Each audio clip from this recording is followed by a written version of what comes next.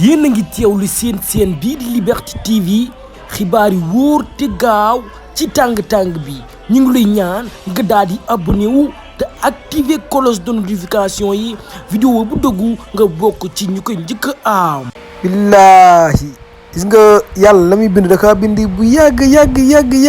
avant ñoo ñëw yàlla pere na de ñu ñoppeegul gis ngeen ngóor si maanaam bopp bi moo baax bopp bi maanaam bopp bi dafa baax kii borom bopp la kii maanaam du nitu kase foog ngeen xam loolu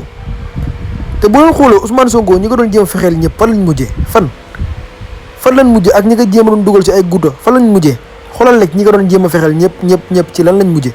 kii li ko yàlla def na ko pare mbindeef mënu si dara te yàlla moom bu rëddee nga effacé mu rëddaat nga effacé da lay effacé ba pare doog rëdd Adji Sarr mii nga xam ne tey moo bëggoon xaru nday jii taal néeg bañ bëgg xaru moom mii lu ko teg Ousmane Sonko fenal Ousmane Sonko defal ay Ousmane Sonko wax ak Ousmane Sonko ay wax yu bon moo tax mënatul am jàmm Sénégal jamono toll nii ba fu ne mu ngi fay commaatu pour xaru mënta xaru loolu boo fi jar moo tax kii ku koy bëgg na nga bëgg ku ko bëggul tamit nga maandu rek te toog ñun